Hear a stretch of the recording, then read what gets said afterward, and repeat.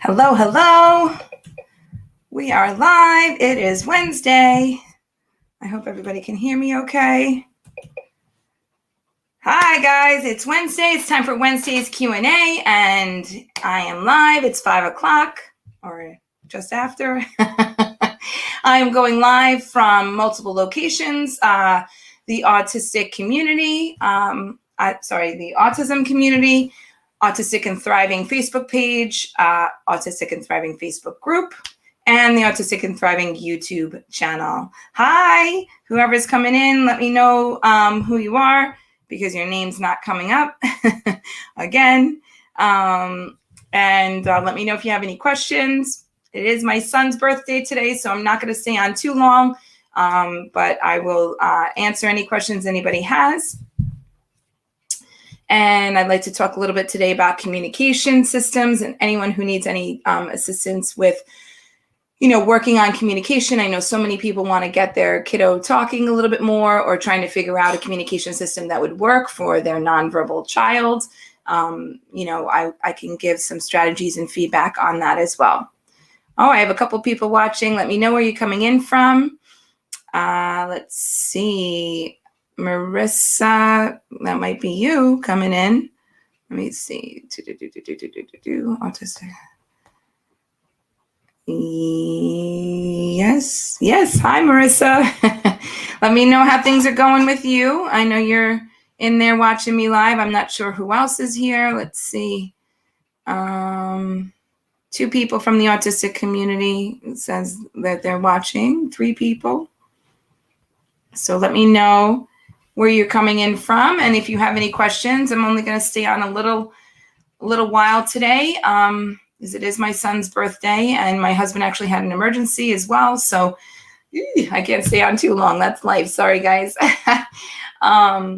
So I want to talk a little bit about reinforcement today.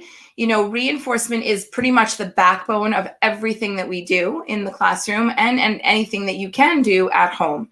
So reinforcement in a nutshell is using your child's favorite things and, using them as a promise to get them to be compliant with different skills, different directions. So if your child's not following any directions at home, you can use the promise of a reinforcer to change that behavior, to get your child to sit down, to get your child to finish homework, to get your child to, clean his room. I mean, it could be any job, big or small, right? It could be a very simple one-step direction, or it could be, a big task analysis, like all the steps it takes to clean your room, or all the steps it takes to wash your hands or go to the bathroom. So sometimes you need a bigger reward at the end of a bunch of tasks, or you would need a very small, we wouldn't really call it a reward. We call it reinforcement, because it is a way to motivate your child to follow directions.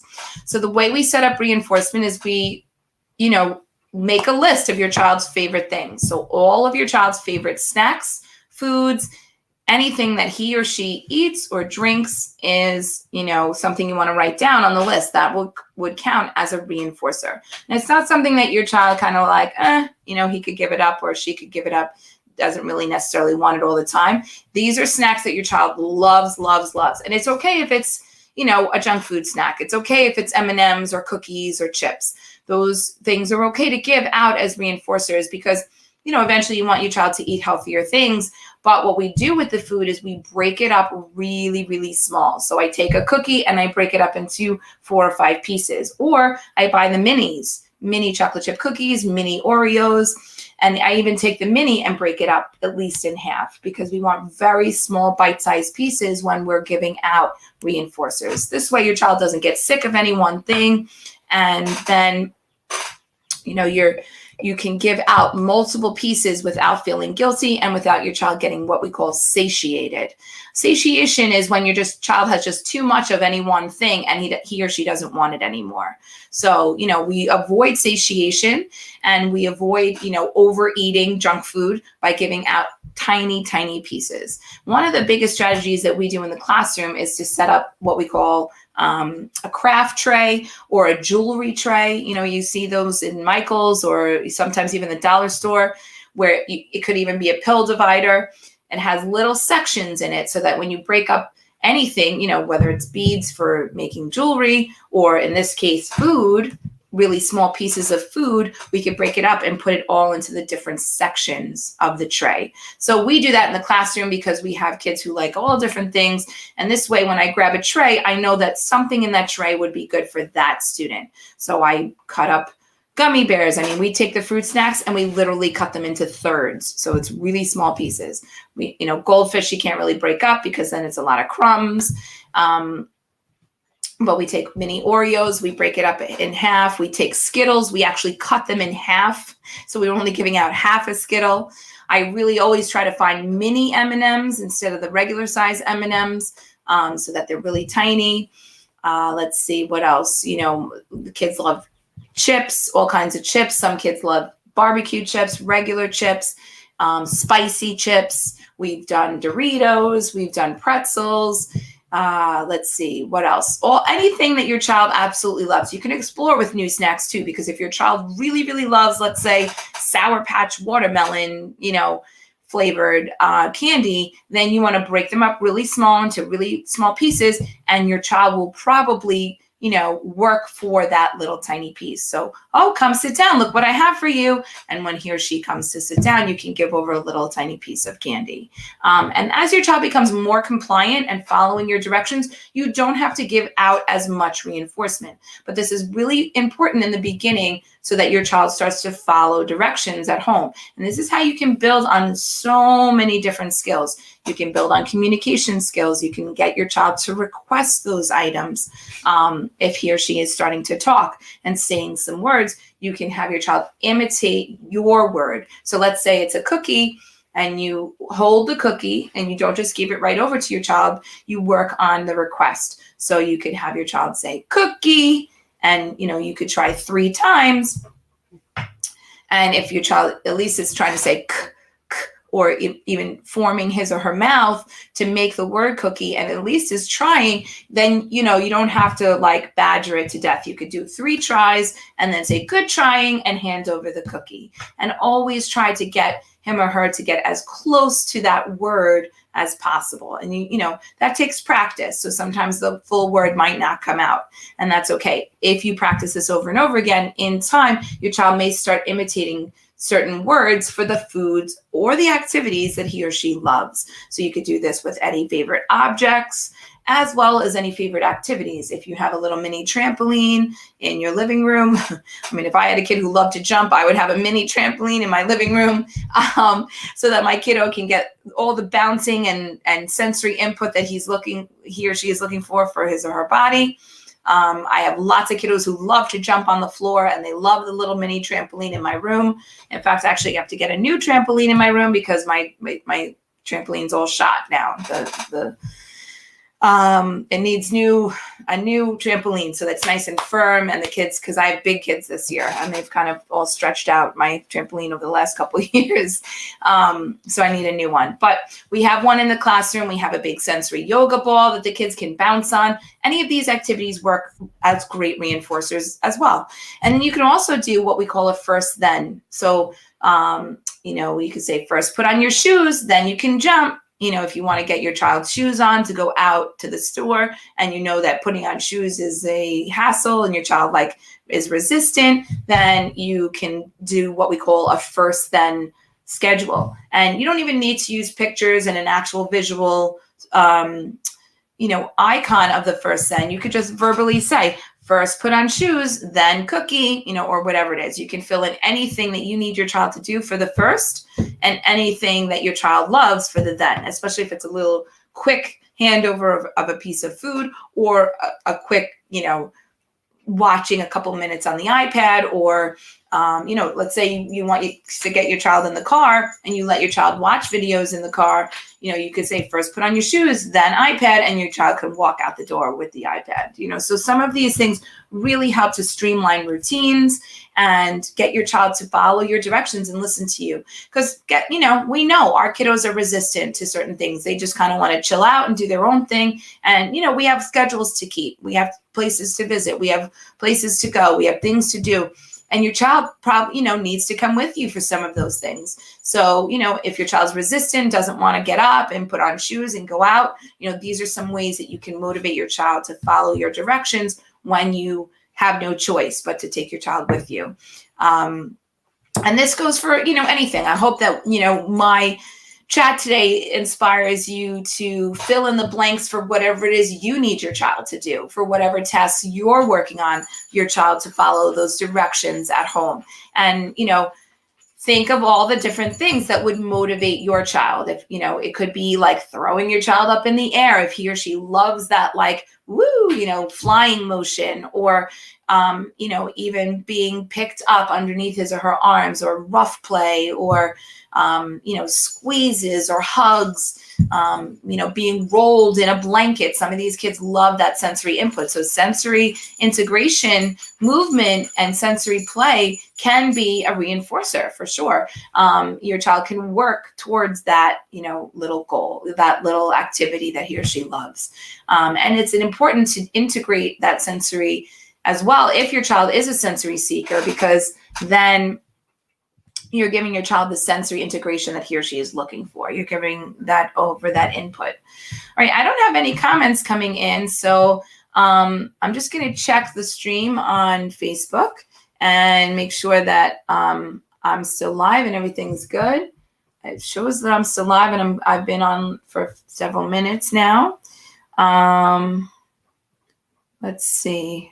Let me just refresh this, make sure that everything. Oh, I don't know what's happening. Oh, I am live now. Okay, should be live. It wouldn't let you send comments. Who is this person talking to me? Yeah, something might be fidgety with my system right now. I'm not sure what's going on because people aren't commenting. It might be a glitch on my end. I apologize, guys. For some reason, sometimes technology is not perfect and it doesn't work as well as it should. Let me see if anyone else is trying to come in. Whoever this person is, you could try again. I did just get this comment from you. It wouldn't let me send comments. So see if you can comment again. If you have something specific you want to ask me, you can definitely, ask on the thread and I will respond to you. Anyone have any questions about reinforcement? I could go on and on and on about reinforcement and how to use it at home. And I want to let you guys know too, like, you don't want to have to always rely on the experts. Like if you, have a child who's just getting diagnosed with autism, or you have a child who's already diagnosed that's autistic, and, you're not sure what to do. There is parent training out there. I, in fact, provide parent training on my platform. So I have courses. I'm going to be having a membership coming up soon. My communication course is going to be launching in a couple weeks. So if you're interested in learning more about how to, get your child to communicate more and follow directions and, request at home, then you're going to want to sign up for my course, my communication course. And that course is going to roll into a membership. I also have a potty training course out there right now. I am trying to provide that parent training piece for those people who are not, able to get it. There's not a lot of parent training online. There's some videos on YouTube. There's some articles out there, but there's not really like a roadmap or an A to Z, this is what you need to do. Step 1, step 2, step 3. There's not that many resources like that out there. So I know that there's a real need for this. In New York City, we are a part of parent training is a part of my job. I have to provide parent training. And over this last year, during the pandemic, over this last year and a half, we've been home a lot. We've been doing live instruction a lot through remote instruction, teaching through the computer, teaching through a Zoom platform or a Google Meet. And I have very emergent students. That means I have children who are 8, 9, 10 years old and are still at a preschool or kindergarten level. They're working on very early learner skills. Okay, so you can only imagine what that's like, trying to teach a parent how to work with their child who is nonverbal and working on very early learner skills. And we had to teach the parents step by step how to implement the skills that we were working on in the classroom. I even have a couple parents who don't speak a lot of English. So I had to then do this job, which is already very challenging, through translation services, which is, every time I say it, people are like, what are you talking about? We made what you might consider impossible possible. And that's something really important to note, because it really has allowed me to perfect that level of parent training, something that I already had to do in order to teach my students. As long as the parents were coming into the Google Meets, we were teaching them one-to-one in a 30-minute session. And we were teaching the parents how to do that level of work. And no, it didn't happen overnight. It has to happen over time. It has to slowly build on itself. And just like we teach the children, we then had to teach the parents and watch everything through a computer screen so that we can give feedback and guidance and prompting and help. Okay, so this is something that has been an amazing experience for me, because now I can take this experience and help so many more people that are not my students. I can help so many more parents that are not, the parents of my current students, that are all over the world and need my assistance. Now that we have become accustomed to Zoom and Google Meets and going live, I'm comfortable on camera now. I'm able to teach these very difficult skills to very early learners through a computer screen. All you have to do is be willing to, be on the other end and give that time commitment to your child and to the parent training that has to happen. So, you don't just have to rely on the special ed teachers at school or the speech teachers at school, especially if you have a little one at home who's 2 or 3 years old and is not yet in school yet. All of your everyday routines at home, some of these very easy strategies can be implemented into routines, and your child can start really making so much progress. So every little bit that we do at home as parents can really, really help your child, like I said, make so much progress in the year ahead. And you can get a jump start on that at the end of this school year right now, and even into the summer, so that next year your child can make even more progress through the school year. In fact, our kiddos never stop learning, right? So many of them still go to summer school because they can't have that break during the summer. So as much as it's important to, have a physical break throughout the day and even go on vacation, it's so important to keep that learning going, because when there's a break in learning, your child can regress and can lose skills that he or she learned that it took a couple of months to learn even. Some of our kiddos, it takes several months to learn any one skill. We don't want them to lose those skills. We want our parents to practice those skills at home. Okay, so we want all of that learning to continue on and to have that teacher-parent relationship, so that these kids can flourish. They can be as successful as possible. Okay, so I don't know what's going on. Oh, do I recommend summer school? I always recommend summer school, but I could also recommend parent training for, you, if you're willing to do that and just put in a little bit of time with your kiddo each day versus like having them in school all day. But yes, I always recommend summer school for our students, because like I said, a big break in learning can, lead to regression and can make it very difficult for our kiddos to continue on with the skills that they were just learning. So I would definitely always recommend summer school, whoever asked me that question. I'm not sure what's going on with the comments. Some people are commenting, some people aren't. I do actually have to run though, guys. I'm so sorry that I'm ending a little early today. So have a great week. And if anyone has comments after they watch the live, or, if they watch the replay, definitely ask me a question and I'll get back to you guys at another time. I will definitely respond. Have a great week. I'll see you guys next Wednesday. Happy May, everybody. And happy Cinco de Mayo for those of you who celebrate.